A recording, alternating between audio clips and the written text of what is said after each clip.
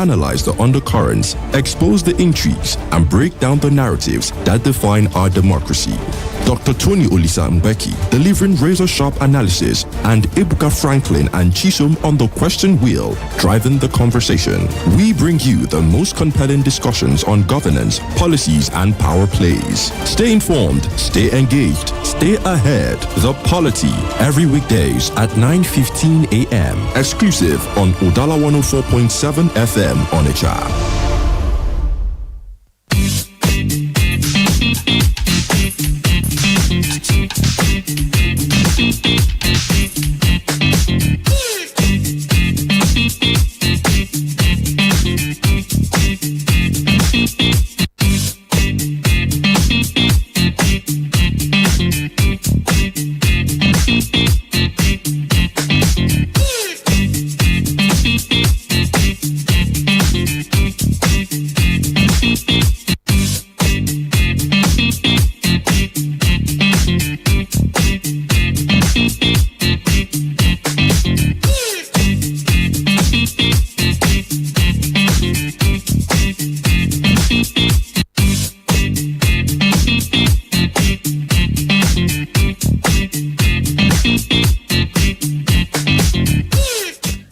I'm pretty sure you know what time it is. The beat is already on. 17 minutes past 9 o'clock in our studio. Good morning to you.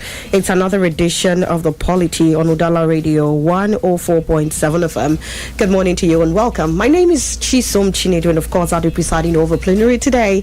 But I'm not alone. I've got the other in-house analyst, and of course, well, I call him the Speaker of this Parliament, Chief Dr. Tony Olisa Mbeki. Good morning, Tony. Good morning, Chisom Chinedu. Good morning. The good people of Nigeria, in the southeast, in the Anambra, in the Onitsha, wherever you are listening to us from, it's always a pleasure to be here. Remember, as always, we are in our sanctuary. We have mounted a stage, and we're about to pontificate the truth and to let you know certain developments, how they happened, why they happened, the story behind them, and the untold story. And these are things we do here. You're welcome. Definitely, and of course, we're going to tell you what the front pages say this morning before we get right into the meat of the matters that we are going to be discussing today. A lot happened within the caucuses of the PDP yesterday. I said caucuses because obviously if it was one house, it would have been a caucus. But from what we saw yesterday, well, plenty houses in the same house. But of course, we have the Vanguard, the Punch, the Guardian newspaper, and of course, Daily Trust this morning on our desk. And starting with the Daily Trust newspaper, a banner headline here: soldiers, bandits, and bloody clash in Niger. Rider here is many third dead. This is on page 14 above the banner headline. Tinubu to sign tax reform bills today. That's on page 12. Party registration, ADA, obedience among 110 applicants. That's from INEC. Running mate, I will do whatever Tinubu wants in 2027. That's what Barral has to say on page 17. PDP 11 NWC members disown Damagum. Reject Anyanwu's reinstatement. Yesterday, Anyanwu was reinstated, and it looked like it was going to be finally Uhuru in PDP, but alas, it was short-lived. Page 6 or page 5 of the Daily Trust newspaper. That's where you'd find that. 5 arrested over death of 2 Kano youth. Find that on page 40. Page 40. Landmine explosion kills 4, injures 10 in Borno. This is on page 37. PDP chieftain, son shot dead in Kwara. Sad one there on page 37. And of course, on the Vanguard, PDP crisis deepens as NWC members counter Damagum, insist Anyanwu not reinstated. This is on page 5, and it has a couple of riders. The first being NWC deputies rally behind Damagum. Anyanwu not your appointee. You can't order him around. What's this now? Wike tells Damagum, okay. With that neck, you cannot remove Anyanwu Bode George. Tinubu saddened by crisis in PDP LP. That's what Akpabio has to say, Tony. How shocking. Okay. Fix your issues. Stop blaming Tinubu. Sheikh Sani tells PDP LP others. And also you'd find this one, 2027 coalition against me, full of political IDPs. political internally displaced persons. That's what Tinubu said in Nasarawa yesterday. Find that on page 13. 20 soldiers, scores of bandits die in Niger clash. Major sad development there. It's on page 7 of the Vanguard newspaper.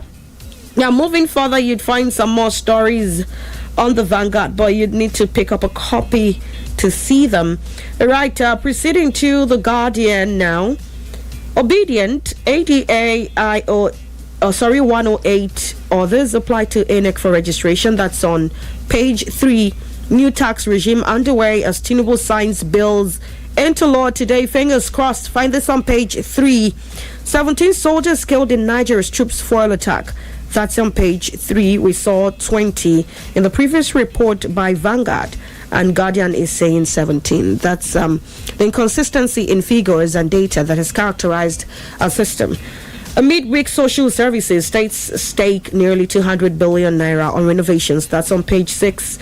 The big question is, how many of these renovations are seen to the latter? How many of these renovations are simply abandoned projects at the end of the day? And how many of them are we eventually going to have completed? Over 91% of FX liquidity outside formal banking system, APCON claims. It's on page 19. FG to hold manufacturers, importers responsible for plastic pollution. It's on page 4. Nigeria can't make progress without efficient civil service, says Alake. That's on page 7. Minister seeks alignment of military training with national security objectives. This is on page 8.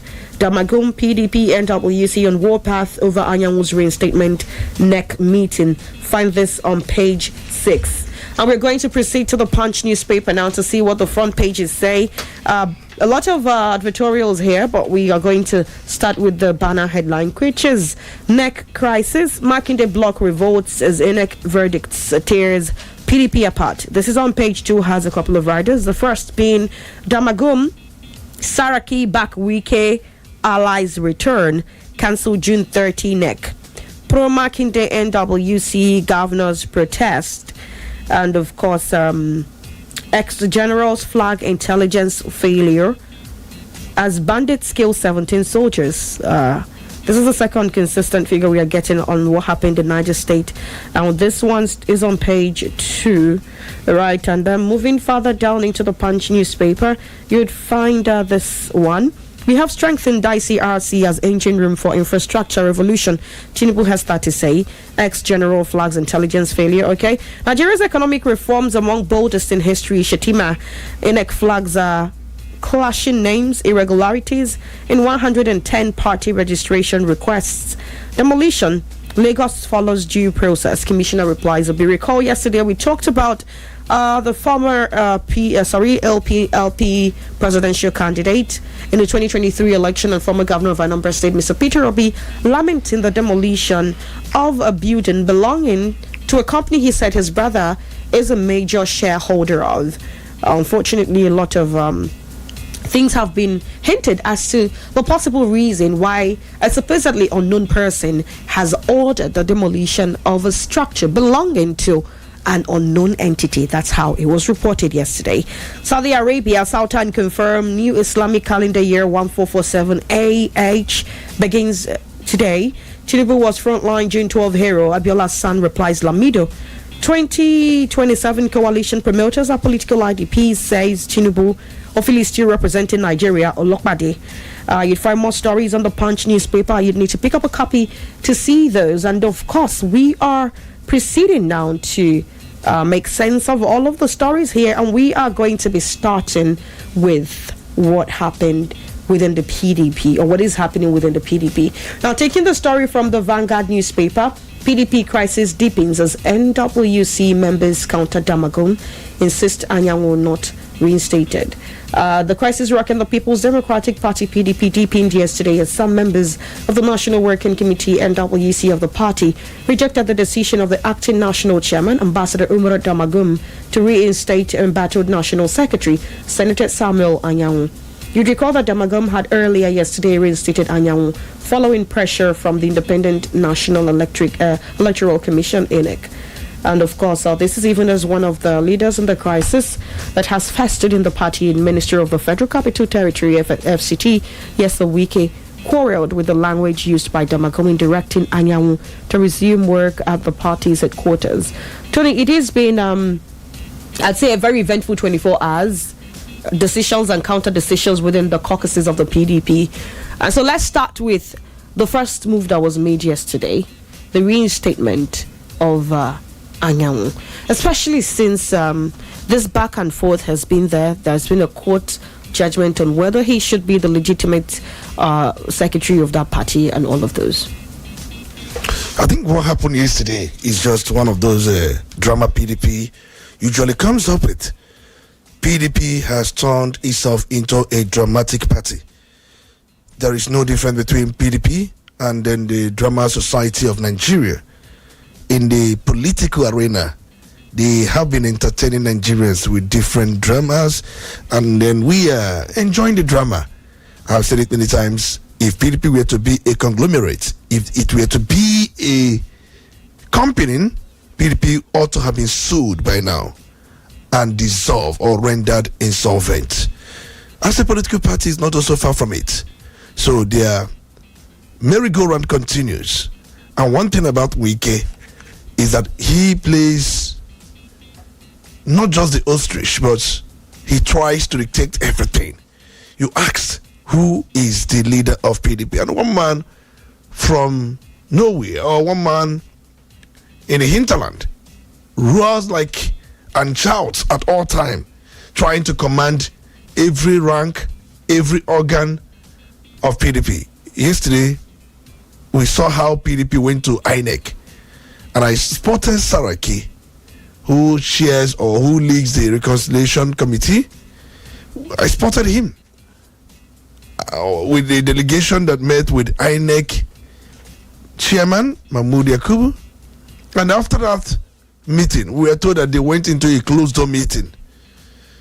And later on, Damagun announced the reinstatement of Samuel Anyanwu as PDP National Secretary. And we also listened to what Wike said. Wike told him, usually he was doing that while he was flagging off while he was commissioning a project. He turned that. I don't know why Wike mix governance and politics at all time. During the commissioning ceremony, which I have lambasted, which I have spoken against here many times, that we spend so much money commissioning projects when we ought to save. But that's by the way. And we saw what Wike said. You can't order him around. He's not the appointee. It's not just PDP for Wike. It's not a company where the group general manager orders the group general secretary to resume his position and things like that. It's not a company that he will elected the way he was elected. But he forgets that somebody is the national chairman who superintends over the affairs of the party, the day-to-day running of the party. So as the national chairman who superintends over the day-to-day running of the party, why would he has such powers to say, we have had this crisis enough, and then resume? But that would be in consultation with members of NWC and will be ratified by NEC. PDP has not had a NEC meeting for a very long time, and they're not even dreaming of convention. We know the reason why they have not had a NEC meeting, simply because far-reaching decisions will be taken, which will shake the faulty foundation the party is predicated upon as we speak now. Those who know that the NEC meeting will affect them wouldn't want such NEC meeting to be called. In the June 30, I said it earlier on, they will still shift it. Have they done that? The answer is yes, they have done that. I'm aware that it's on record that the National Working Committee of PDP, it comprises key officers of the party, including the acting national chairman, the secretary, treasurer, and many of them. As last count, I think they were about 17, but I think they should be about up to 20 something. But we are learning that 11 out of the known 17, they are opposing the national chairman, the acting national chairman, Omar Dagmagun, for his statement when it has to do with reinstating Samuel Anyanwu. So if there are about 17 of them that we know very well, that's the count we have, and 11 out of that 17, it means that Samuel Anyanwu is acting unilaterally. And as the national or acting national chairman, you don't act unilaterally. You mean Damagum now? That's what I'm saying. That Damagum, as the acting national chairman, acted somehow unilaterally. 11 cannot be against you. If you had acted with their consensus, acknowledged, but from the look of things, from the evidence before us, he has done what he felt right to do. Probably he was advised. And one thing is this: there are things that will happen. You'll be asking, is Damagum with Wike or both of them are apart? The problem the party is having is one: they are directionless. They don't have any ambition. They have long forgone 2027 presidency. And you've looked around, you see how Wike is converting many of them to use PDP as a platform to work for the victory of President Bola Ahmed Tinubu. That is his intention. He has not hidden it. His intention is that PDP will be a platform that will work for Mr. President, not in opposition, but in alliance. So if that becomes the case, PDP is defeated, and that's why the coalition forces are moving around. So recall that very well, that Damagum, from the look of things, apart from the fact that Supreme Court has said that the issue of who leads the party is purely internal affairs, but I would have said that Damagum is illegal acting national chairman if you are to consider the party constitution. But he has been there, he is holding tight, and nobody wants to leave. And I have listened to Wike's counter argument that we have had people in the party who did not resign their positions, contested elections, failed the election they contested, and came back to retain their position. Why would the party start with Anyanwu, who has done something similar, who was elected during the National Convention? He contested for governor of Imo State. He couldn't make it. Finally, he came back. And then he said he went on vacation, he went on leave. And the members of the party are saying there is no such kind of language in the constitution of the party that you must resign. Which one is that you went on leave? So that is the issue. And I have said it many times. The issue of national secretary is a distraction for a party like PDP. Is a distraction. And Wike is using that to distract them even more. Secretary Ahmed Yayari Mohammed, National Treasurer. Okechukwu Obiechina Mohammed, National Treasurer. Okechukwu Obiechina Daniel, National Auditor. Debo Ologunagba, the National Publicity Secretary.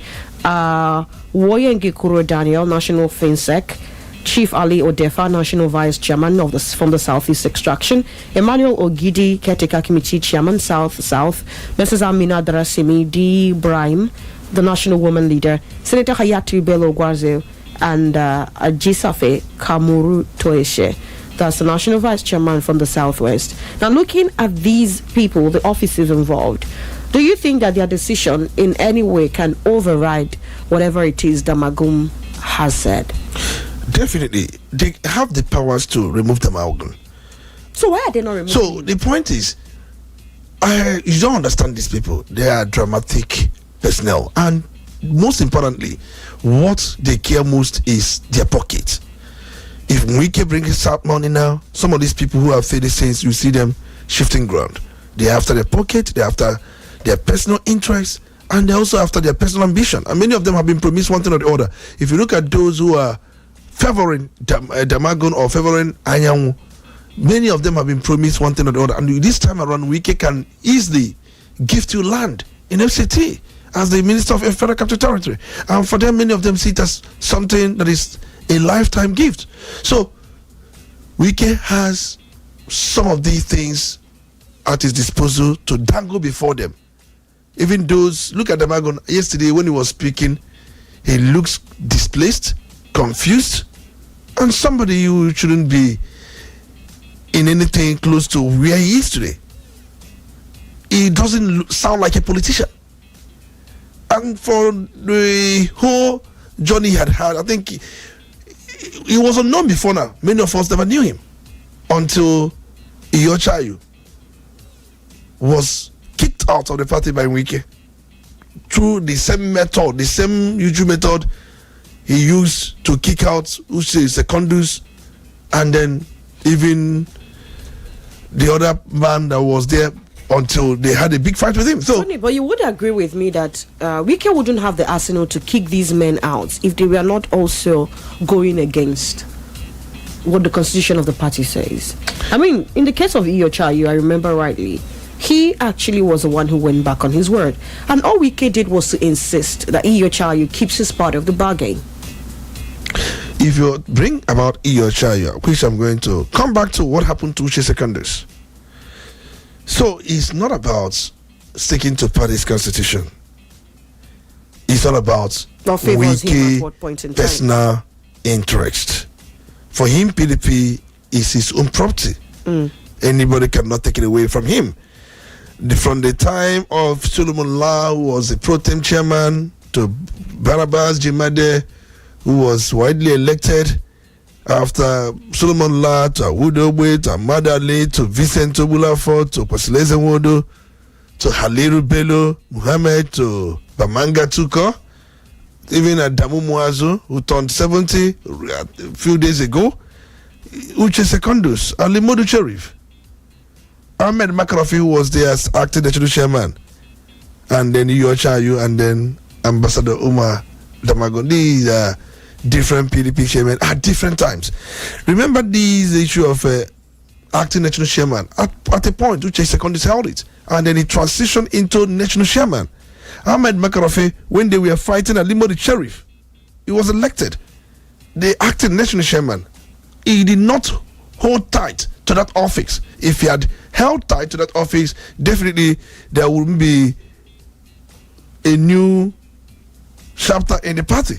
So remember, when Adamu Muazu was ejected after the party failed 2015 presidential and also general election, for the role many of them played, they worked for APC while they were in PDP, and the National Party was also fingered to have done something like that. So many of them betrayed Jonathan, and you can understand why Jonathan left the party and never wanted to come back, against the promises he made that even if he loses the election, that he was going to remain with the party and also ensure that the party comes back to life. But when he studied certain betrayal, many of them from the north, agendaed, he decided to leave the party for good. So, but the fact remains that immediately Muazu was ejected, Uche Secondus in 2015 became acting national chairman. And when he became acting national chairman, he acted until Alimo the Cherif was elected as the national chairman in 2015, period. But it was discovered that Alimo the Cherif, so elected, was working for APC. And many of them, in fact, what Damagun is doing now is what Alimo the Cherif did sometime around 2015. And the party, all of them collectively fought him. I remember the late Cairo Jubo, who was then the national secretary of the party with the faction of Alimo the Cherif, until Supreme Court sacked him. And Supreme Court has never replicated that resounding judgment. So we saw how Yemi held that position until another elective congress was held, and Iyochayu became the national chairman. That was in 2021. It was an aftermath of what happened to Uche Secondus. So, and we saw how Iyochayu was also forced to resign, where his own ward in Benue State removed him, and then Ambassador Madagmagon, being the next in the line of succession, became acting national chairman. So I have followed the whole thing, and then it is obvious that PDP belongs to Wike, and Wike, that's PDP, and they have become dramatic party instead of democratic party. Oh well, what would you say? You see, personally, as a person, I do not subscribe so much to favors, and where a person like Wike tells you that he sponsors the party, you know, well, unfortunately, that is a favor that is being owed. He has been doing them a favor by footing most of the bill. I mean, in the past. So it's like, who pays the piper dictating the tune? It may not be right, but unfortunately, it is what you see in situations like this. But let's fast forward to June 30. We were expecting 100th neck. You did say it wasn't going to hold, and this has been some sort of, would I call it a confirmation that there is already a dispute as to whether it is going to crop up. We either have a disgruntled one or none at all. So what do you expect come June 30? It has been postponed, so there is nothing. A faction is saying it has not been postponed nor cancelled. Yeah, it cannot hold. Take it to the bank. Okay. These people, they are dramatic people. That's the name, as the name implies, People's Dramatic Party. So the person who keeps throwing the spanner at will continue doing what he's doing, and then he gets the fund to all those dirty work he does, the FCT minister. But people should forget about PDP and move on. And for those who are still injured on, look at how many of them they have left from South geopolitical zone. How many states are still controlled by PDP in South, except Bayelsa State. And Bayelsa State, from the last count or from the last I checked, is also at the verge, leaving the party. So he's at the party. The state is at the verge. So I remember South has been the bastion, the strong base, the stronghold of PDP. So they have collapsed that party in that area. And look at even those who are in PDP, look at those who are there. Few, they are for coalition. There are just two types of people who are in that People's Dramatic Party now. One side for coalition, the other side to work for President Ahmed Tinubu come 2027. So you see why the party is a ghost party. It's a ghost party. Okay. That's what it is now. Speaking about parties, the ones existing and the ones not existing, INEC yesterday confirmed that 110 other parties have come up to ask to be registered. According to the list that was released by INEC, about 6 or 8 of them were flagged down because they had some sort of, would I call it, duplicity in the names that were brought forward. Yes, according to INEC National Chairman, yes,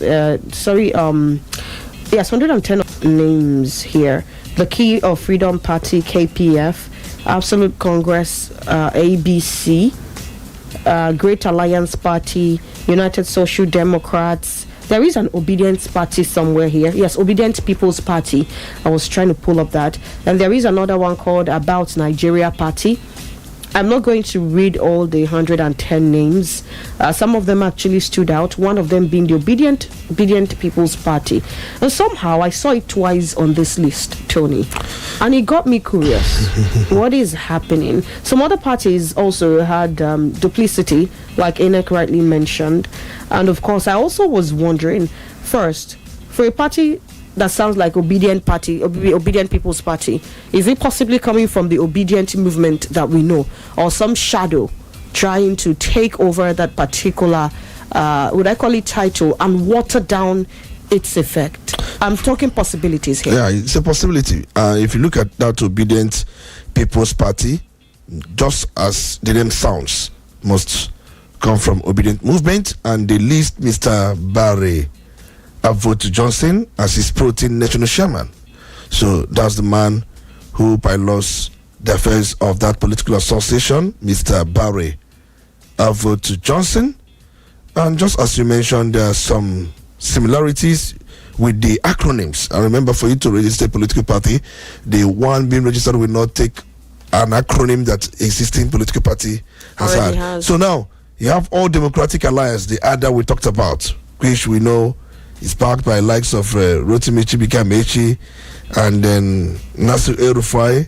And many have said that it seems that Atiku is backing it or not. So we've seen some level of uncertainty as regards to Atiku's involvement, but it's really backed by the Nigerian National Coalition Group, NNCG.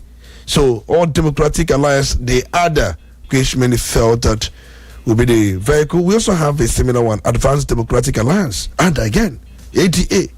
So just as you mentioned, there are many of them with similar acronyms. So you can have All Democratic Alliance, ADA, and at the same time have Advanced Democratic Alliance, ADA again. So from the look of things and then the names I've seen here, many of them are not serious. Many of them are not serious, and I know what they do. Most of these political associations, they want to serve personal interests, where if you don't win the candidate of a popular political party, you come and give them money. They will sell their candidate structure, sort of. No, they won't sell the structure to you. What they usually do, most times, some of them have been designated as a backup political parties. Backup in the sense that when one fails to win the card, we saw what happened in APC in Anambra State, where so many of them we saw how the former top aspirant of the party from Umueri, we saw how he ended up being the YPP candidate. He couldn't win the APC candidacy when they had their primaries, which he discovered that it was actually structured to favor a particular person. But that's by the way. So what most of these political associations, what they usually do, they are there for business. They are doing political business. Now, is it allowed by the Constitution? INEC said a couple of things about these people who want these parties registered, sticking to the regulations of how things like this are done. And the big question is, the number for starters, I find it quite alarming. 110. All to what effect? A couple of offices. And I was just wondering, there were so many things INEC actually did say the criteria. One of them being your establishment in 24 states, if I recall, and you having offices in those places. 110 of them, can they really pull these kind of strings? And I was just thinking, to making mental calculations, talking about the capital involved. If they had all of this capital, why is Nigeria the poverty capital of Africa? Why are we not investing all of these monies into fixing the different problems that are around us? I mean, as grassroots individuals. Just take it to the bank. Many of them will not be registered. Okay, definitely. Many of them will not be registered. Mm-hmm. But one thing you must also understand, few of them may be registered. We have professional, I think we have constitutional provisions for such registration. I think there was a time we had almost 98 political parties. So if how you look many of them were winning elections? If you look at the ballot paper, ballot paper will be so long that it takes you as a voter time to spot the very party you want to vote for. You'll even be more confused. So that tells you a lot. So just like we said the other day, that for them to be registered, there will be formal application, and they must submit to INEC a formal letter of intent indicating their desire to be registered as political party. I think that's the level many of them are now. And then after that, you must also face constitutional and legal compliance, where the association name, acronym, logo, and emblem must not be identical to or resemble those of any existing registered. And they did not even cross-check some of these things. So they must also have a slogan. And it must not have religious, ethnic, or sectorial connotations. Because if it does, it will be in total violation of Section 222 of the 1999 Constitution. So they must, just like we said the other time, they must have organizational structure, they must have presence, national office, at least they are spread with a functional office in at least 24 states of the Federation and the Federal Capital Territory, as also specified under Section 223 of the Constitution as amended. So many of them will not meet this. They will not meet it. So let's not waste much of our time. It's good that they have shown interest. They have expressed interest. 110. That's a huge number. And it will take INEC time to conduct physical verification of the association's offices. Membership and compliance with it's a work for INEC anyway, and they are paid to do that.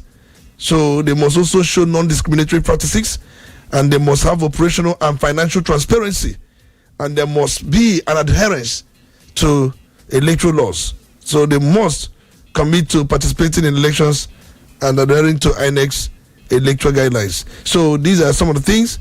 Many of them will not meet. Take it to the bank. So it's not an issue, because we have seen this before now, and many of them were not registered. Just like I said, people who are pushing these political associations, they are out for political business, and they are not ready to win any election. They are not ready. They will not even commit to win any election. Their own is to do business with the party structure, where anybody who has the money comes into the party, hijack the structure of the party, they will sell that to the person. I think we saw what happened to, I think, one of the parties, is it NRP or thereabouts, where we saw how national chairmanship was sold to somebody. Whether you like it or not, a dozen joker got it. And a faction felt that they were not carried along.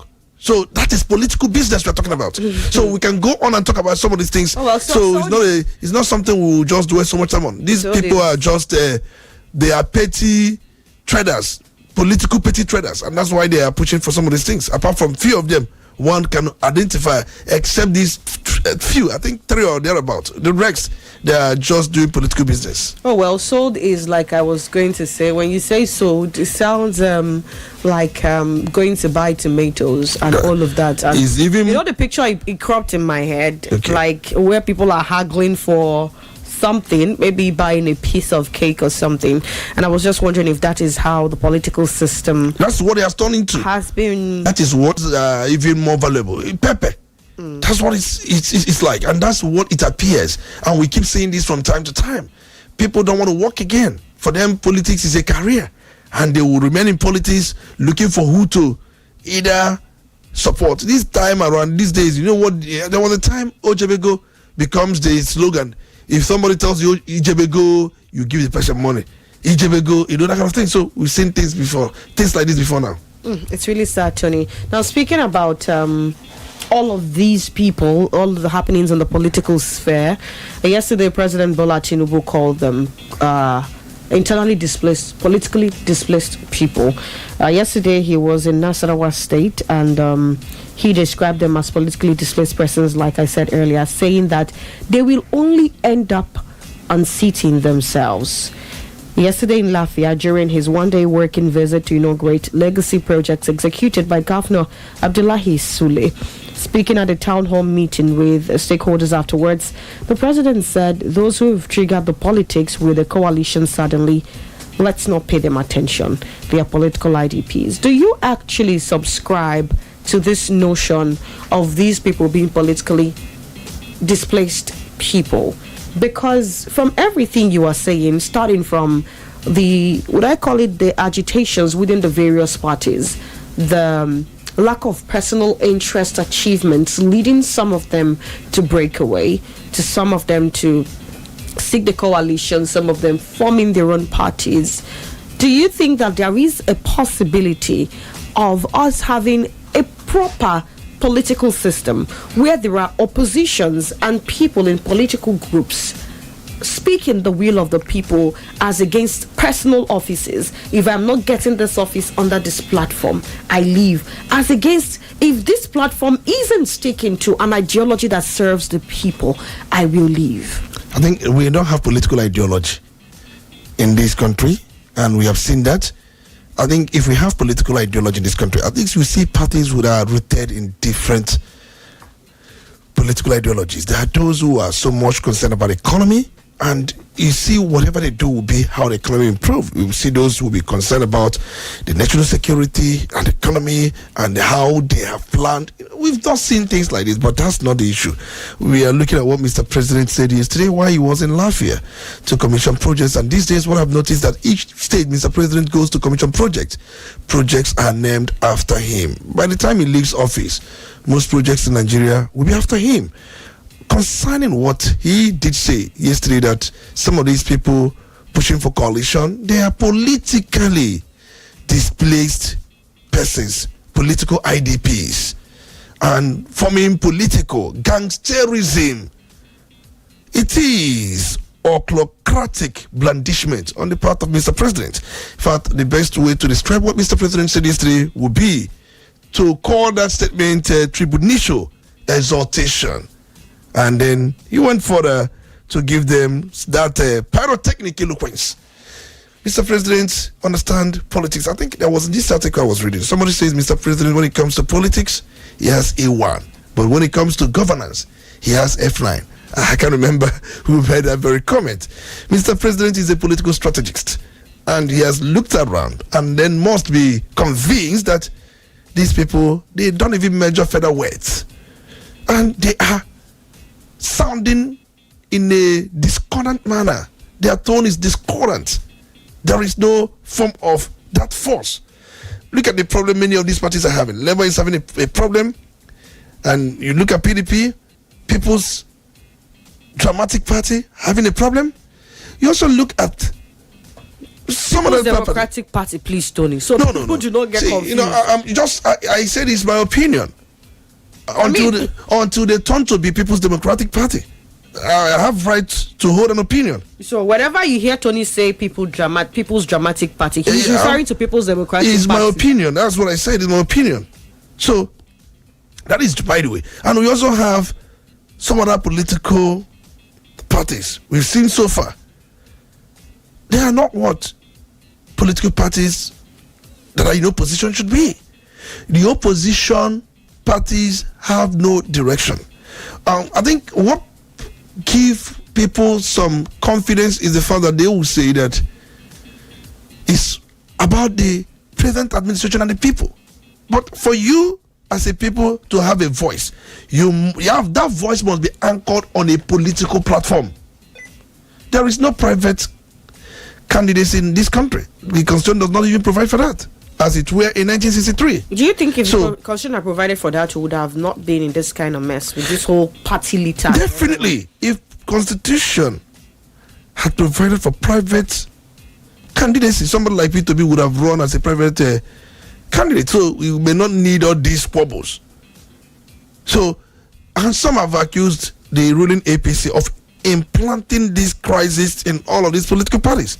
Look at Aburena is now singing to support Mr. President, and look at what is happening in SDP, where Gabam, we talked about it, I think it was 2 days ago, was saying that why many of them are against him was because the coalition group could not hijack SDP to be the very platform that the coalition will be converging. That's the coalition will be using to challenge the president. So they wanted to hijack it in such a way that the NWC of that very party will be dissolved. So some of them who had been in the party will have nothing again to smile with, but they will be settled, and this group will now take over everything after settling them. And he said no, and they have been fighting to the nail to just get him out of it. So it tells you a lot.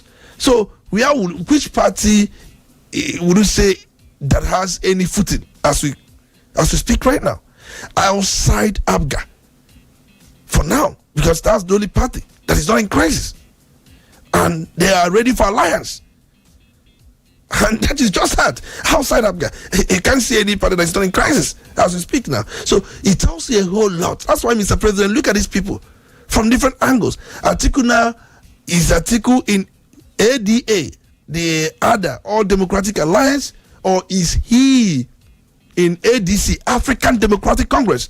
Because these are the two political parties. I mean, one is a political association because I've not been registered. One is a political party. And these are two of them that are being peddled to be the vehicle for the coalition. And the coalition themselves, they look divided. They appear divided. El Rufai is saying whatever we can do to dethrone this government and enthrone another government come 2027, he is in for it. And he has described the government as being evil. So he went on to say quite a lot, and not even minding the fact that he fostered evil while he was a governor, and at the same time working closely with the former president Muhammad Buhari. So it tells you quite a lot why Mr. President, just like I described his statement, ochlocratic blandishment. Yes, he's appealing to the emotion of those who were actually listening to him, and he was making pure political statements. And just as the election appears to be approaching, they are making some frantic effort to strategize wise. Look at Baro Jibrin yesterday. What did he say? My priority is Mr. President's re-election. He has forgotten his priority as Deputy Senate President. He has forgotten his priority to represent the senatorial district where he comes from. He said that his number one priority as the Deputy Senate President of the 10th Senate is to ensure the re-election of Mr. President. What a priority.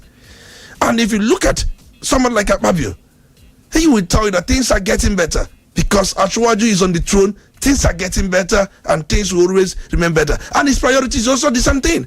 And I listened to Seraki Dixon, who has said that governance has been halted, has been grounded to a knot.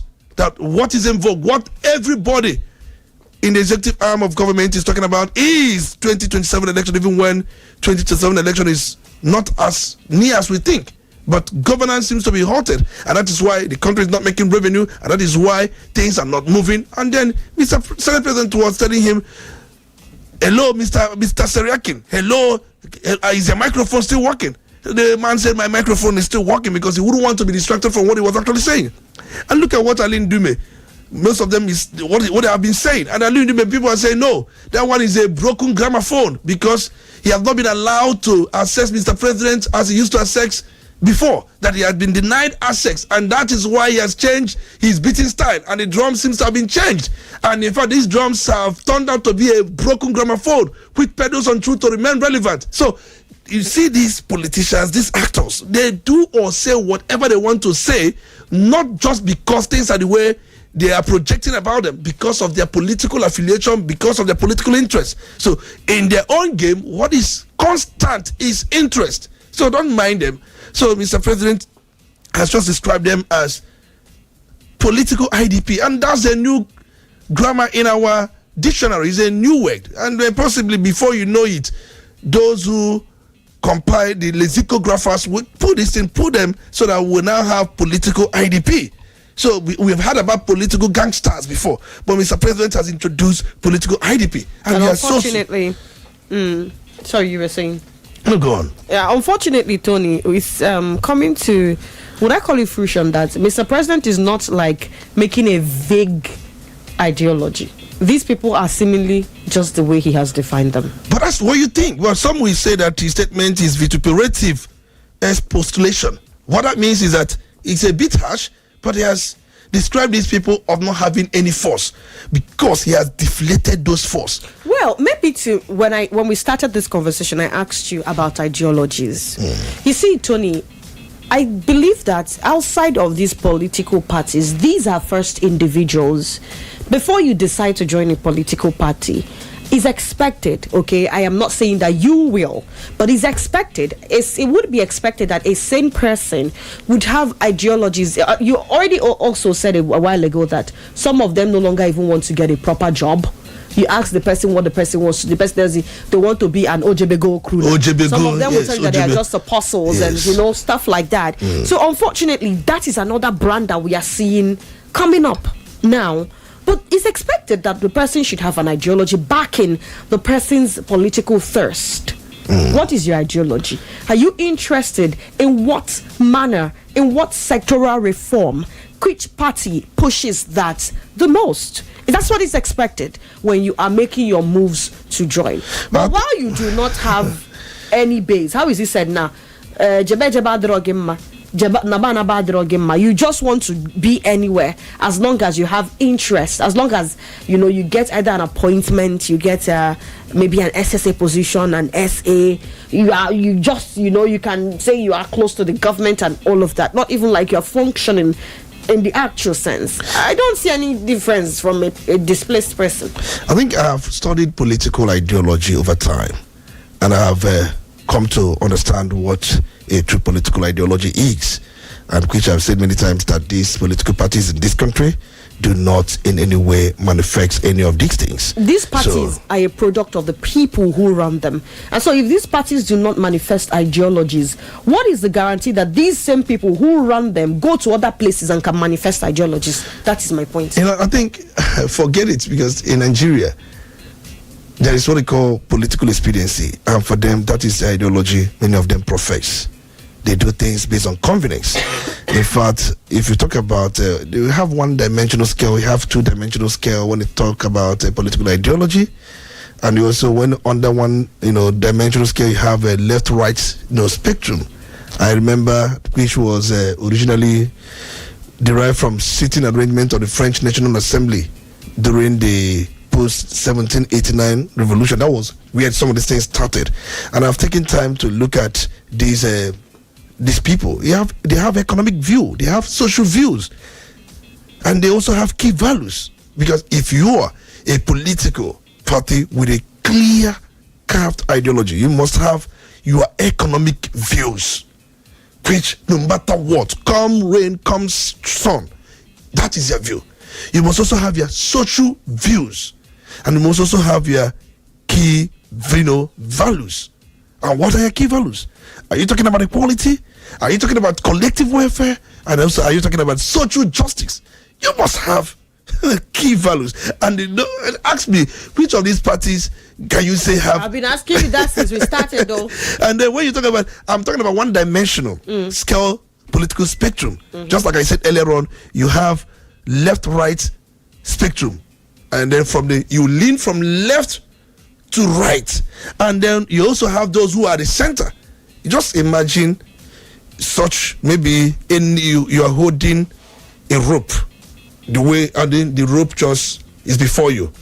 You look at your right hand side, you look at your left hand side, and then you look at where the rope on its own. Those are the extreme. They are what we call the extremists. You call them extreme left or the extreme right, the leftist or the rightist. And you also have center right. They are on the center, but they lean to right. You also have center left. They're on the center, they lean to left. Ideologies on the left. But you also have those who are strictly on the center. They don't lean to right, they don't lean to left. You call them the centrists. More like a mixture. So, and this over time, they have been carved ideology when it comes to social views, economic views, and the key values I've explained here. And most times we've seen that in most parties in the United States of America, in UK, in some other countries. But here, their views are Ojebego, that kind of Ojebego view. That means you are still coming back to where I started. The question I asked you earlier, or the side I was on earlier when I said that, what if Mr. President actually has rightly defined these people? Because they do not seem to know what they want for the people. And a political party would not be existing where there is no democracy. You do agree with me? Exactly. And so, government of the people, by the people, and for the people, that is democracy. When you are not doing anything for the people, it's by you and for you, right? Exactly. It doesn't make any sense. It doesn't make. But we have to take a break, attend to a commercial. When we come back, we'll be going to Niger State. What happened there? When it happened, something similar. I mean, the number of casualties of soldiers in Delta State. When soldiers in Delta State, about 17 of them sometime last year, I think it was a Kwama community, and we knew how it eventually panned out. This time around, 17 soldiers to bandits in Niger State. We're going to take a deep dive into that when we come back. Udala Radio 104.7 FM. Seriously authentic. Your number one quality bread. Wendy's bread. For your family breakfast. Wendy's bread. Wendy's bread. Mama, papa, they like Wendy's bread. Number one at kitchen and do.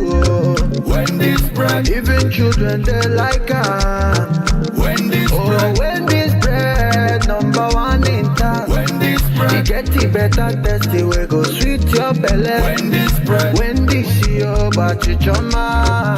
Wendy's bread. Number one, the champion. Wendy's bread, your number one tasty bread. You can contact us on our official address, 2nd Business Park, Enugu Road, GRA, beside CPS, Onitsha, Anambra State. We also have another branch at St. Michael Plaza, Atani Road. Also contact us on 070-1149-1571. Wendy's bread, your number one tasty bread. Wendy's bread.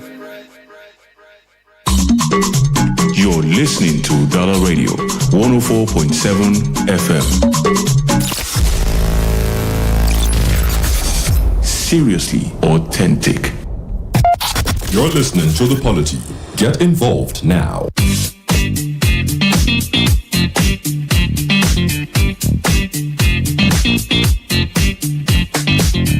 If you just joined us, this is the Polity on Udala Radio 104.7 FM, and of course, my name is Chisom Chinedu. Dr. Tony Olisa Mbeki is still here, and from the political circle, we are proceeding to look at what happened in Niger State, where 17 soldiers were killed while troops were trying to foil an attack. The Nigeria Army High Command has confirmed the death of 17 soldiers in a deadly attack by terrorists in Niger State. Army spokesperson, Lieutenant Colonel Apollonia Anele, who confirmed the killing in a statement, noted that the deadly attack on communities was thwarted by the soldiers. According to Anele, in a deliberate joint operation, troops of the Nigerian Army, in collaboration with the air component of the Nigerian Air Force, successfully thwarted an attempted incursion by terrorists in Bangi community in Mariga local council area of Niger State on Tuesday. Now, according to reports, the soldiers were engaging about 300 armed bandits in the Kwana Dutse forest. They were trying to make sure that these people do not, eventually make it to the Kwatang Koro forest, where they were trying to get to at night. You know, trying to make sure that they don't infiltrate this area too. When we talk about ungoverned spaces, this forest is one of them.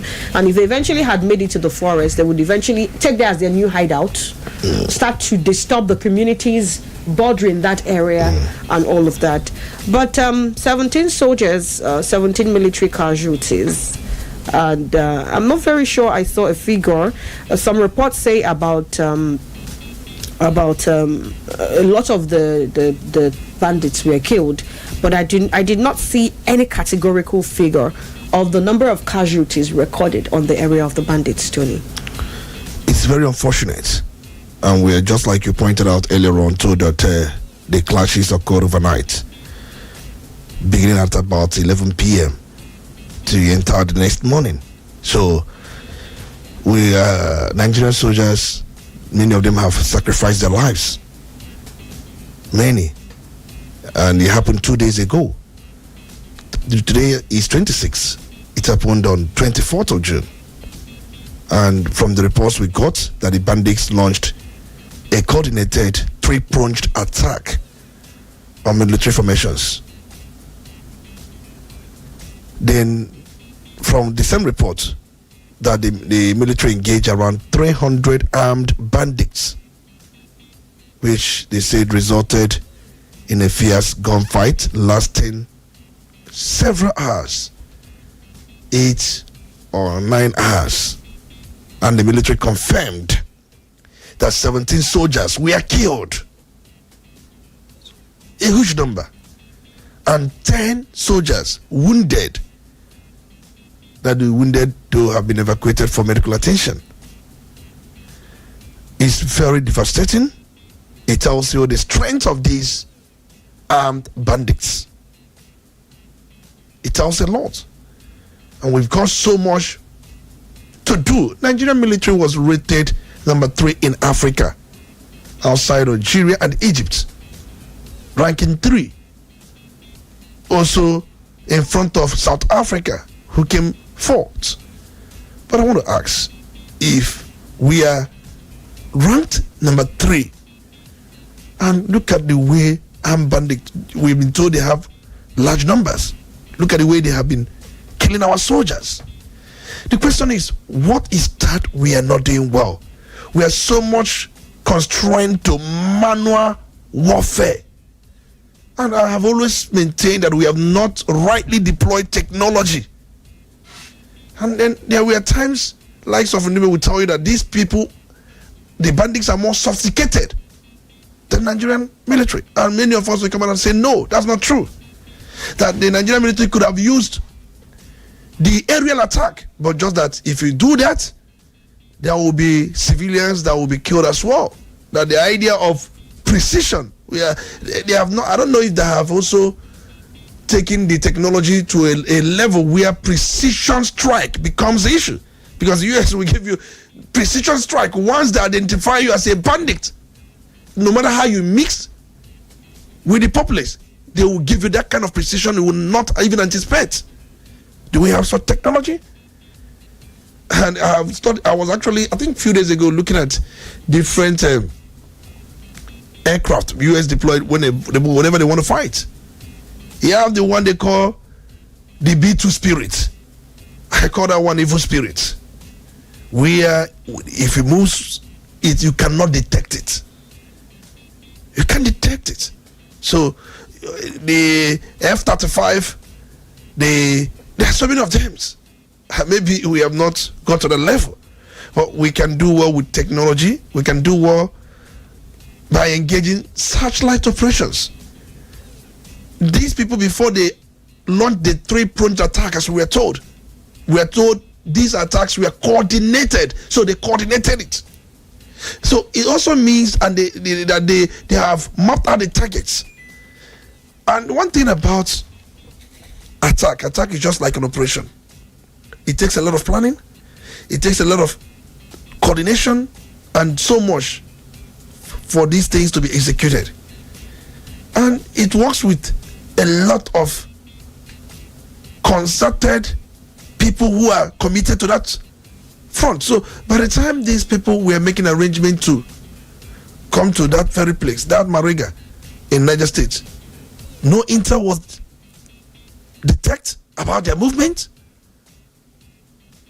And you ask, before now, there are times that before villages or communities will be attacked, we hear that this village or this community risks being attacked. They got into, I think DSS usually give us such information. The one that happened in Bedo said, I think I got to know that there was also an information to that. There was intel on that, just that it was not acted upon.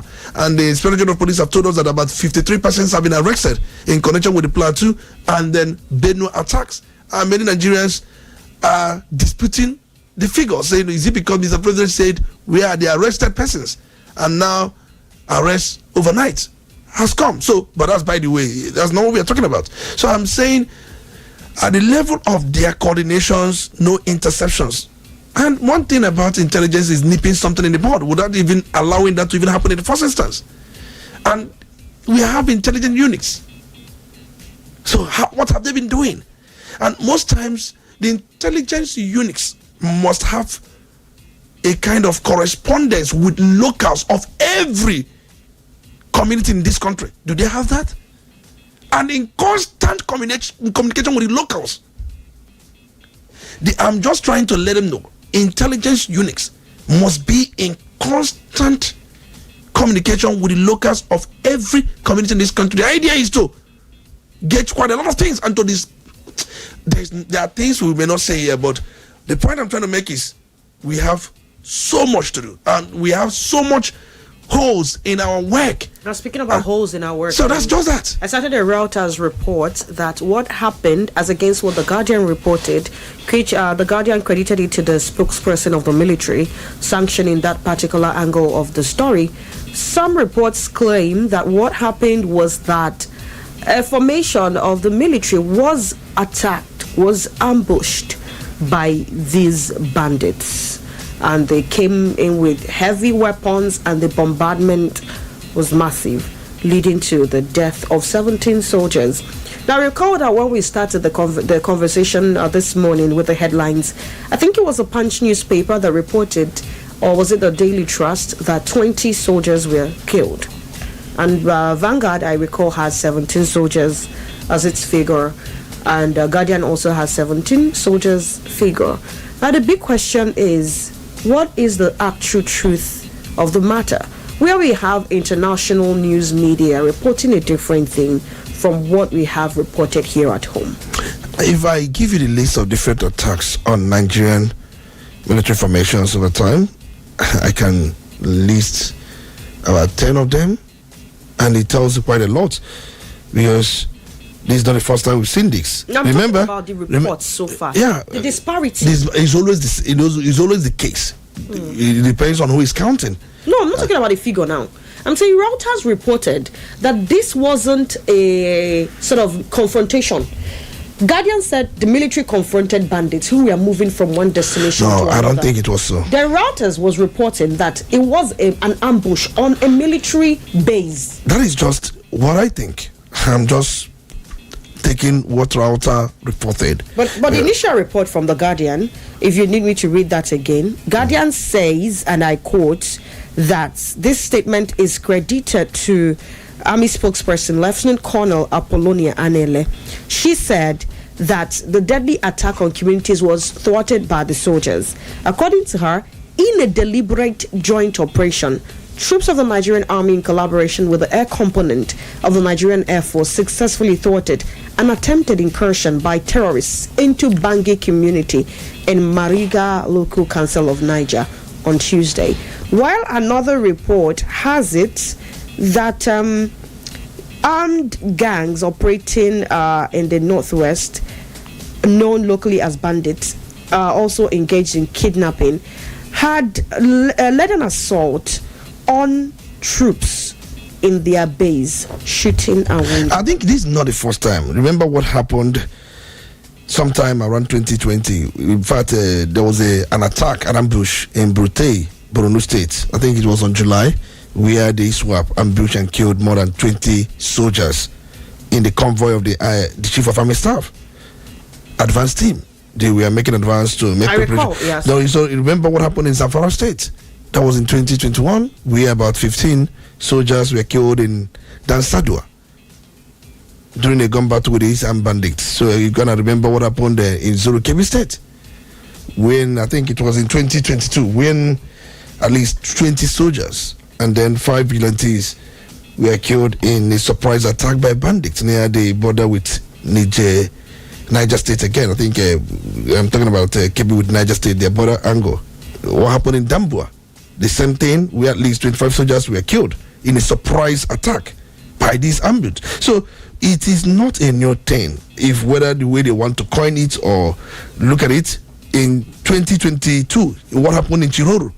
Chiroro is in Niger State. We over 34 soldiers were killed when bandits ambushed a military camp and mining site.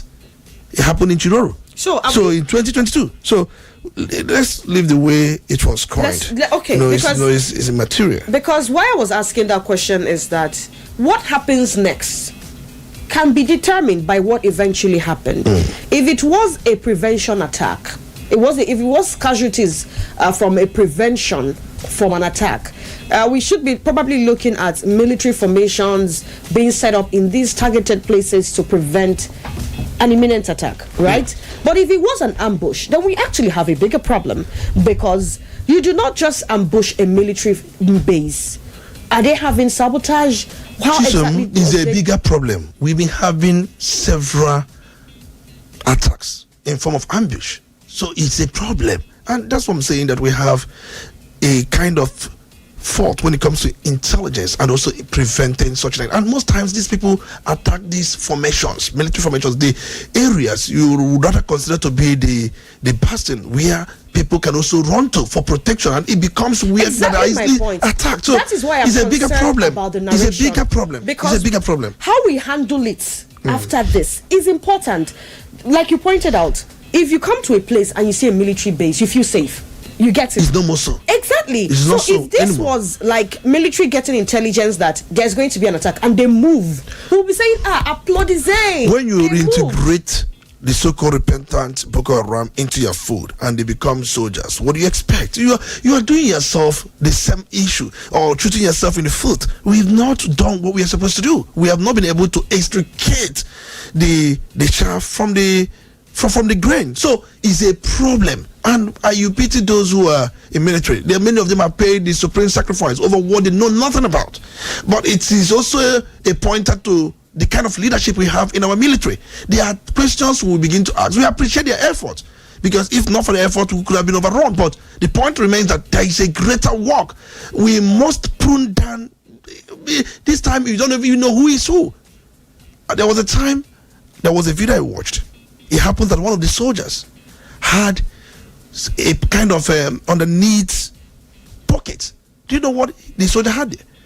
Bullets that he would later sell to the I remember the video. I saw the video. The bullets that he would later sell to the bandits. Many of them are doing, some soldiers, few of them are, or some of them are doing business with these bandits. So if they can do business, you can imagine the kind of intelligence report, they will be giving this ambit to these and the bandits to attack. So we've not been able to refine our military the way it should be. We've not done that. It doesn't take rocket science to refine your military to know who is who within the military ranks and files. So it's a problem. It's a problem. It's actually a problem, and at the end of the day, like I was saying earlier, it's about how this is handled in the coming days. I mean, is it a matter of fortification? Is it a matter of scooping out where exactly the leakages are coming from? Because I do not want to think that a person will just launch an attack.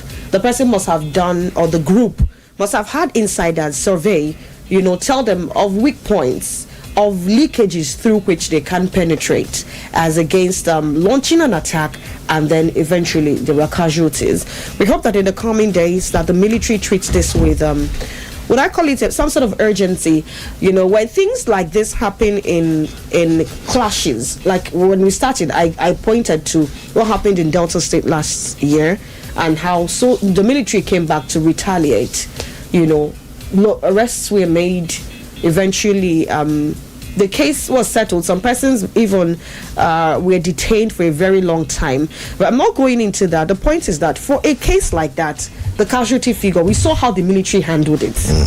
I'm interested in seeing how the military will also handle this. Your point is very clear that if civilians were the ones that made this attack, by now their houses and their villages would have been razed down. But now bandits have done this. So what are you going to do to the bandits? So this is just a question. And these bandits that have done this, where are they? Where did they run to? Over and over. Where did they run to? The ammunitions, the weapons, the whole thing they came with. Who supplied those things to them? How did they get the funds to get those things? How did they mobilize? How did they provide certain logistics before the mobilization? There are a lot of questions. I believe different intelligence units or military units or even they have so much that if we really apply things the way it should be applied, many heads will roll. Many people will not be in their respective roles because they have not doing the functions.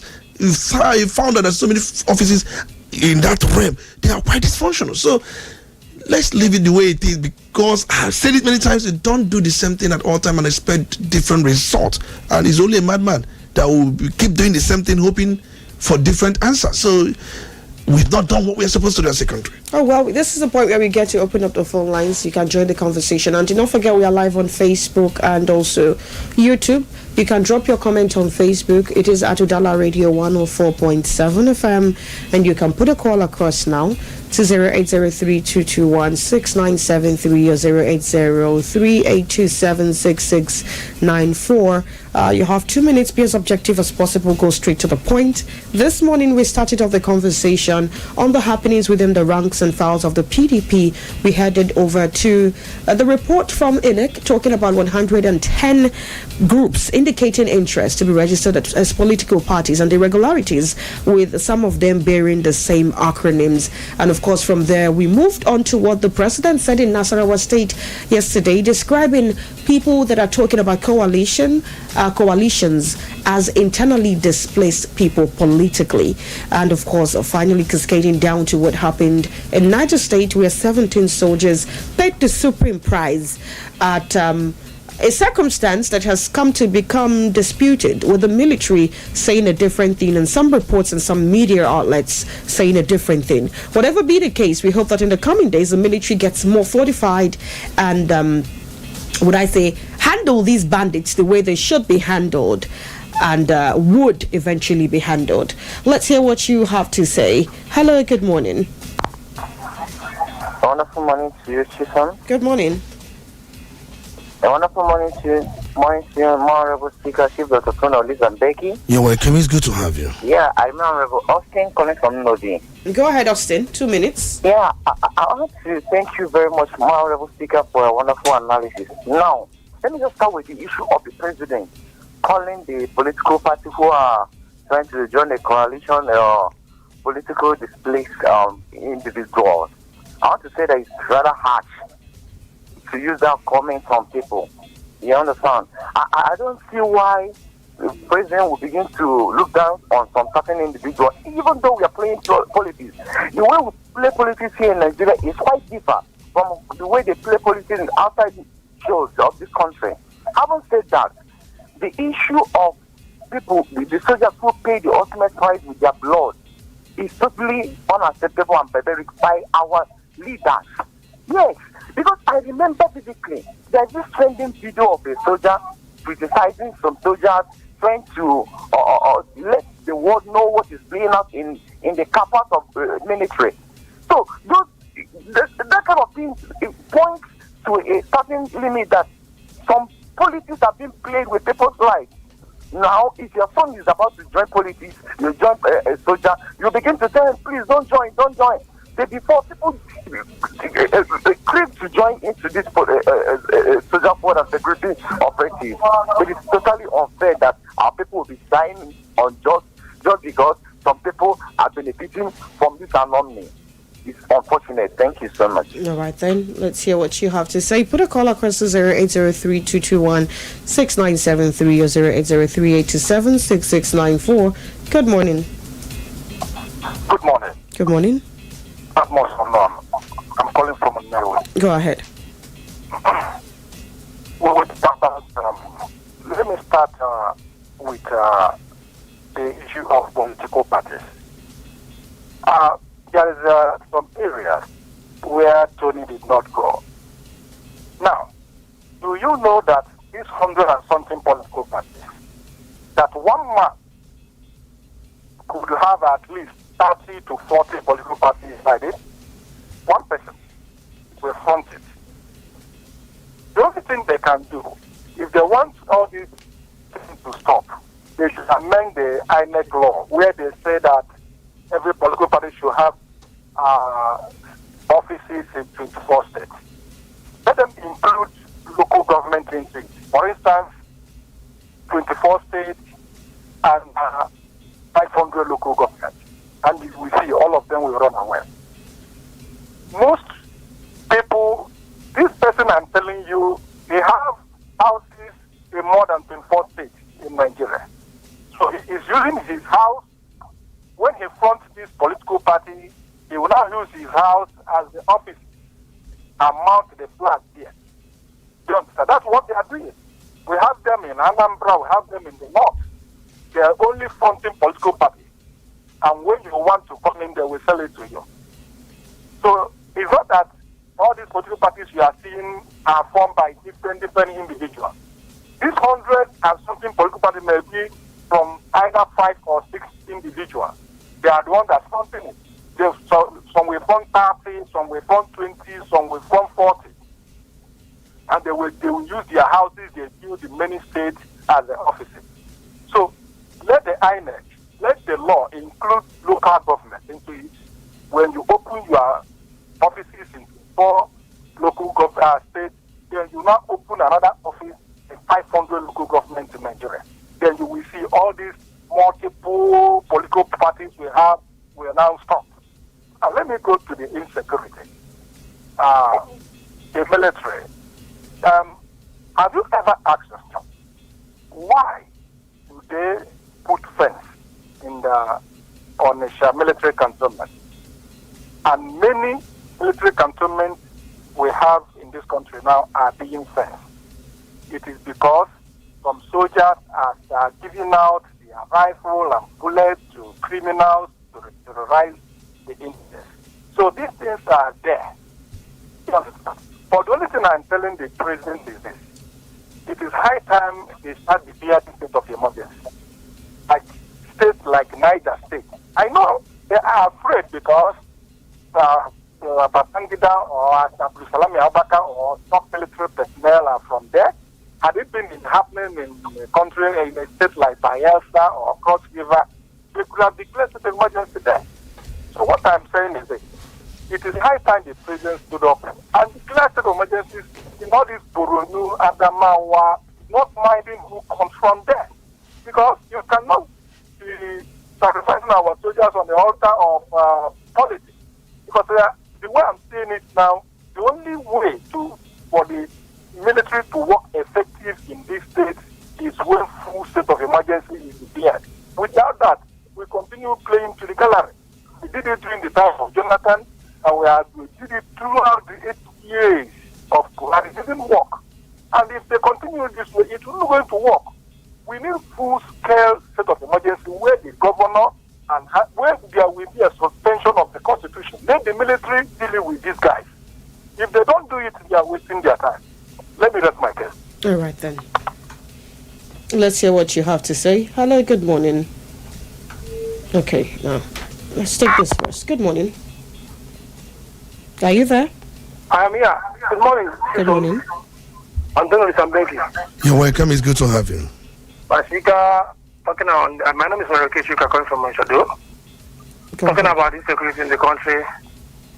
My speaker, I will keep ringing this to the ears of the Mr. President. They should start sacking these people. What kind of nonsense is that? The Boko Haram launching attack on our military.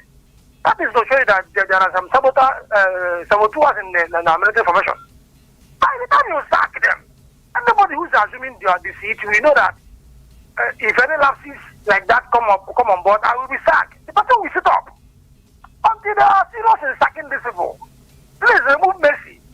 Throw away shot in this particular one, your religion, this particular one, and do the needful so that they will be serious. That's what I want to say. Thank you very much. Good morning. Let's hear what you have to say. 0803-221-6973-0803-827-6694. Good morning. Yes, good morning. Good morning. And good morning, Dr. Olisa Mbeki. You're welcome. It's good to have you. Yes, Chidi Chukuma, reaching you from board this morning. Go ahead, please. Let me speak on the insecurity in Niger State.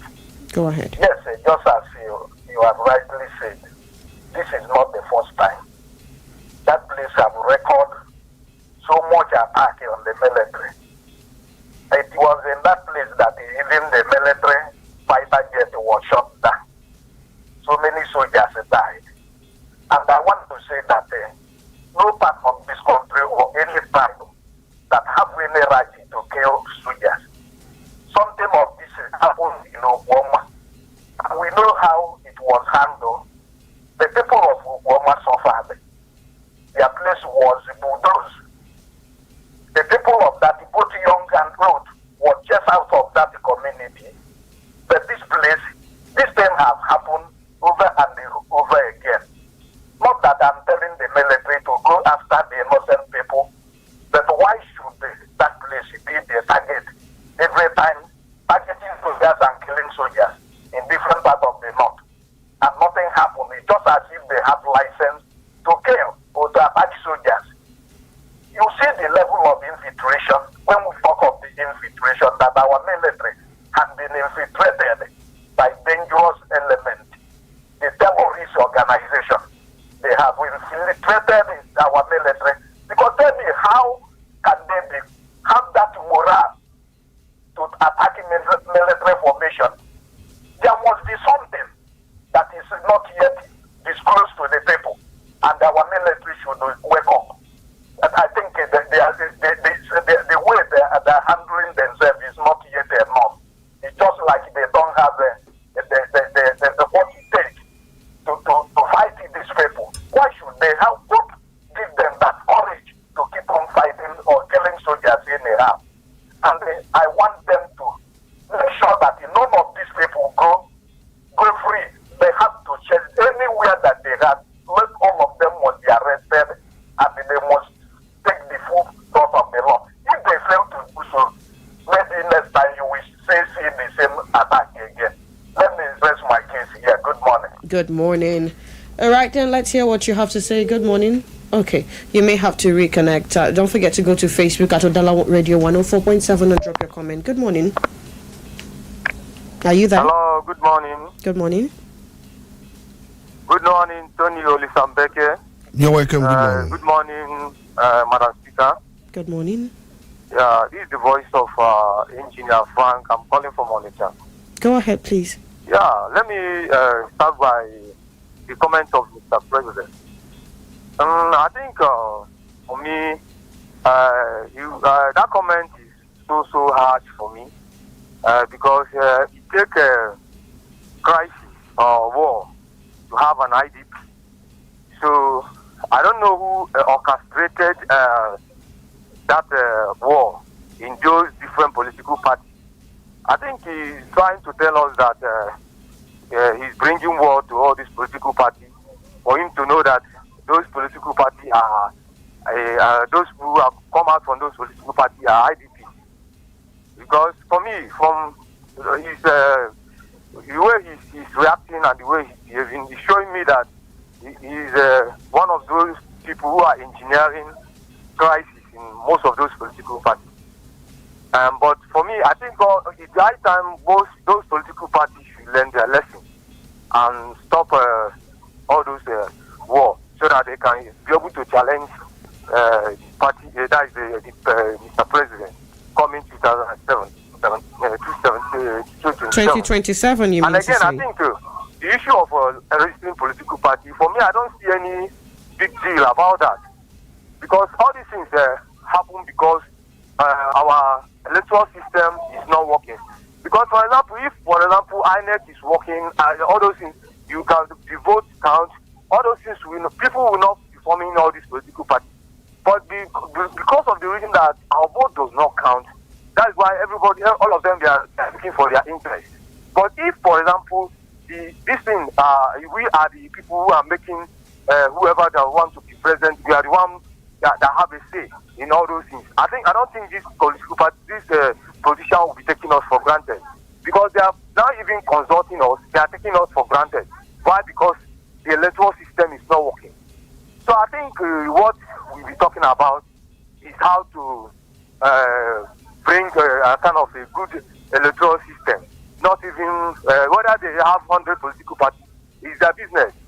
You understand? But if these political parties are the INEC is working, all those things, most of them will not even be with their shame to come out and form a political party. And don't be surprised. Most of these political parties are being engineered by even the same ruler. You understand? Because as a ruler, I can bring a party to distract other people. You understand? So I think this is what is happening. Most of them are forming it to distract other political parties and to make up this thing. I think that it's high time INEC to grab all this. If we have 3 political parties, I think it's enough for us. 3 political parties, and the rest, let them know what they should do. Okay, you should be rounding off now. All right then. Let's hear what you have to say. Good morning. Yes, a wonderful morning to you. Good morning. Good morning. Thank you so much. Dr. Tony Mbeki, good morning. You're welcome. It's good to have you. Thank you so much, Honorable Dick, and I'm calling from Onitsha. Go I'm ahead, concerned and disturbed at the same time, and I don't really know, because when you begin to struck the military, this is the last line of defense. Even the Iran-Israel war, I don't think neither Israel nor Iran lost close to 20 soldiers. In fact, I'm not even sure that there is recorded any casualty in the war, except civilian casualty. So it's really unfair here. And let me also compare what is happening, the attack on the military, with the attack on other dissenting voices and opposition political parties. I think there's no much difference between what the bandit is doing to the military, what the terrorist is doing there, the headers. It's almost equivalent to what the politicians are doing to innocent masses in this country. Because we no longer have a voice. Take our River State, for instance. You can see what's going on there. Yesterday, it was trending, or day before yesterday, where the brother to His Excellency Mr. Polity, his house was pulled down. And you now bring it down to other families that is breaking off. People can't afford. People are dying slowly out of the hardship and the economic failures of this present administration. In fact, sometimes I think it's even better off that one can take a bullet and you have fun and then you keep dying slowly. You look at what you're supposed to earn and you are not earning it. That is in fact, I think the politicians is even more deadlier than this Boko Haram. Especially this present APC administration. Because they don't mean well for the people. They have no program for the people. And at the same time, you now look at this innocent personnel paying the supreme price. So I think I don't really know where Nigeria is heading to. I think the other time, what's his name, Pat Otomi came up and said that Nigeria may be worse than Somalia, to confirm what Mazen Namdekan is saying. Now, what is happening?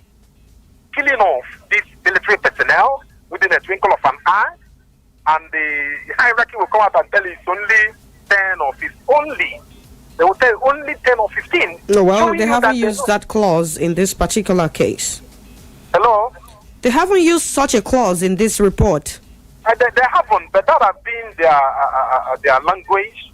That has been, apart from them, you see other people, political leaders, our elites, telling you such stories. So I think, really, we are in one almighty mess here. Something is really wrong and needed to be corrected. It looks to me as if these bandits are looking at the politicians and you've seen what the politicians are doing and replicating it back to anywhere they can lay hands on. And before you could say, okay, look at what the chief of defense staff said, somebody, Musa or so, saying that if he has not taken in what's going on in Burkina Faso, may happen in Nigeria. Now, if they could be able to, bring down this set of military men, what is there for them to take over power? It's as easy as anything you can think of. If they have gotten to this level that they're going to attack a barrack and get away with it, okay, the other time, 20 Bello was having a meeting with some personnel. And as you say, what kind of meeting is this man having with these personnel? And not quite a week or 2 weeks after the meeting, they struck. So I think something is really wrong here. And the irony of it all is that Mr. President so much concentrate on the 2027 elections, forgetting that anything could happen and you can be opted out of power. With the way these men are going, attacking Benue, attacking Plateau, attacking Zamfara, Katsina, yeah, it's remaining. So I think they must have to have a rethink because if it could happen this way, the ordinary masses may be taken over. Thank you so much. All right then. Thank you for your contribution. Let's hear what you have to say. Good morning. Hello. Good morning. Good morning, my lady. Good morning. Olisa Mbeki, good morning. You're welcome. It's good to have you. I had the Franklin and Chisom this morning. The weather is quite brief here. And let me start with our soldiers. We must take cognizance of the fact of the people we are dealing with. The people we call insurgents, bandits, herdsmen, and what have you. Take Yakurowa as a case in point. And the Niger State is a curious situation because we know that a lot of retired military personnel reside in Niger State. How many of our soldiers have died so far? Do we have any data to show that? These people are well trained in guerrilla warfare, they are well sponsored, and they have fantastic firepower, which our soldiers don't have. The earlier we take cognizance of that, the better. And then, of course, our president and his IDP camp, IDP political camp. I don't think that is a way for a statesman to talk. You have to have a limitation while you talk down on your citizens. No wonder someone said he has 10 years or whatever in governance. Yes, he does. All these people putting all the guts online to make sure that Mr. President come back. Are there infallible politicians who told them that the president has just done 2 years for crying out loud sake. 2 years. We still have 2 years, Providence, to judge and see how he goes. So far, well, he's giving us a lot of room to challenge him properly. And then he's counting his chicken before they are hatching them at the same time. Who told him some eggs will go bad? Some chickens will die. Even like in this wedding spirit now. Chickens will die, eggs will go bad. So he has to take it easy. He must stop talking down on us Nigerian politicians. And you decide to be in IDP camp, good for you. After you were the ones that said on his mandate you stand. God save Nigeria. Have yourself a good day. Have a good day. All right, then we are quickly going to attend to a commercial. When we come back, we'll be heading to Facebook to see what you have to say. And right after that, Tony Olisa Mbeki will be rounding off today's conversation and we'll be saying our byes. Do stay. Udala Radio, 104.7 FM.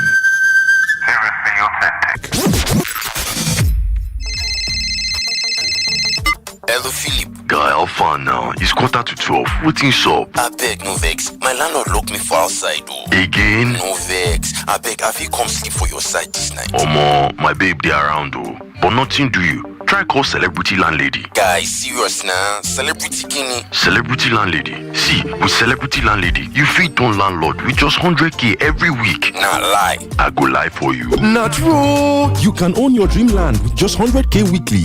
Yes, with Celebrity Landlady Save to Buy plan, that property where you dream of will be your own just like that. Oh, a Save to Buy plan allows you to pay for your dream land instrumentally, easy, flexible, and all yours. A Save to Buy plan is convenient and safe. Start now and become a proud property owner in top locations like Otulu Asaba, behind Ogwashuku Polytechnic, Admiralty Drive, Ibusa, and Isel Asaba. For more information, call us now on 0701 018 8042 or 0903 844 9351. Celebrity Landlady, turning you into a proud homeowner.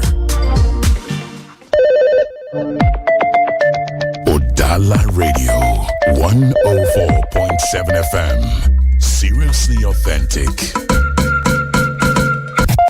You're listening to the Polity. Get involved now. And of course on Facebook at Udala Radio 104.7 FM. We see you Onyeka Okeke Ogbobe Cecilia. Eke Gonas Madueke says Wike has successfully destroyed PDP and he was sent to do that by his Oga. I didn't blame Wike. The blame goes to members who failed to organize their house without Wike's concept.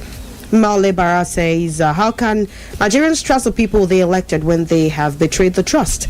We are now having confidence meltdown, which is a situation of having little or no trust in the leaders and the system.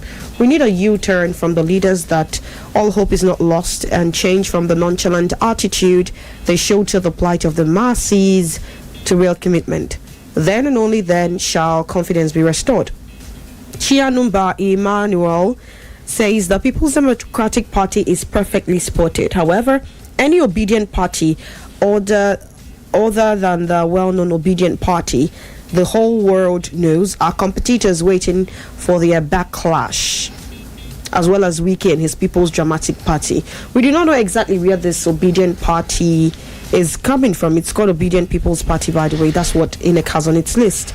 Fako G, I do not know also if that was a mistake or a typographical error, but I spotted Obedient People's Party twice. I think one had obedient, the second had obedience. You guys are okay. We see you, Fako C. Eric Prosper says, what I think about the new political party is that they're all for President Tinubu's advantage, because at the end, all of them will end up diving their votes. You mean dividing their votes? I also think those political party presidents, Tinubu plans to win the next presidential election. Okay, I think he means they are supporting the president regardless. Engineer Samuel Odion says the PDP will overcome their challenge soon. Any group or company that doesn't have challenges will not succeed. Interesting take.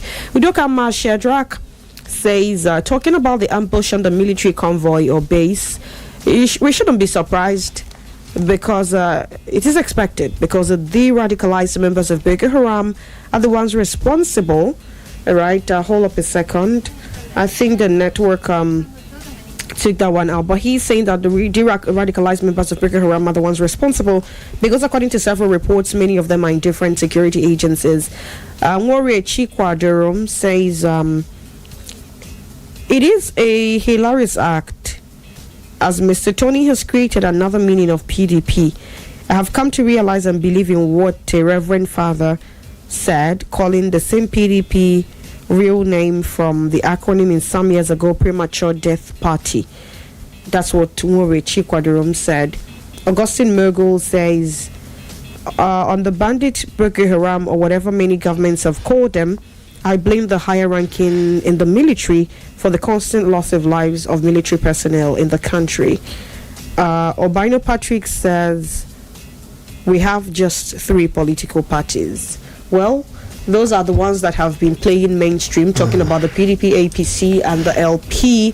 But of course, we have other parties, don't we, Tony? There is APGA, there is, what's that Concourse's party, NMPP. There are so many of them, and there were 110 of them standing in the line for registration. Some make it to the list. I mean, come 2027 ballot and subsequent ballots of seasons that might come up in the coming months and years in the election or in the country. Tony, a lot has been said. What's your last word? I want to just appreciate Governor George Stern for what he did, and we acknowledge his works. And I know many of you will be wondering who is Governor George Stern. He is the governor of North Carolina. Remember what he did? Few days ago or a week ago, he officially proclaimed June 14, 2025 as Igbo Day in the state of North Carolina. And then the proclamation was issued to honor the enduring contributions of the Igbo community in North Carolina. 2022, I think it was declared in August. And then we must also appreciate what the then governor, as at that time, what he did in Minnesota. I'm talking about Governor Tim Walz.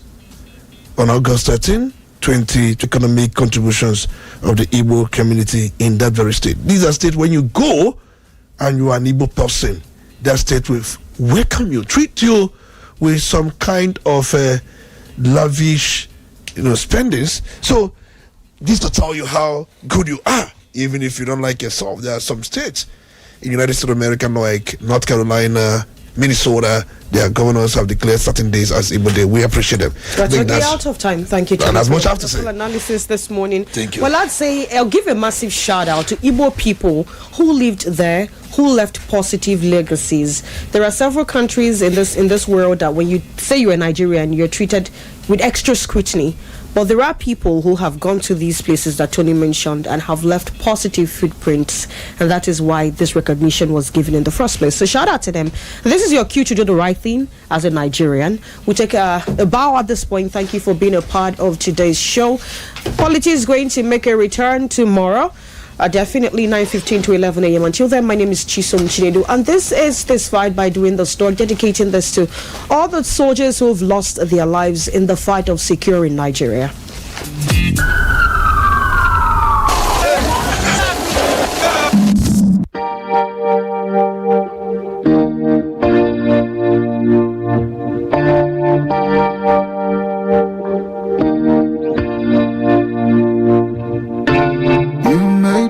I know you did. Your heart dreams so many dreams. All these things you never get to see.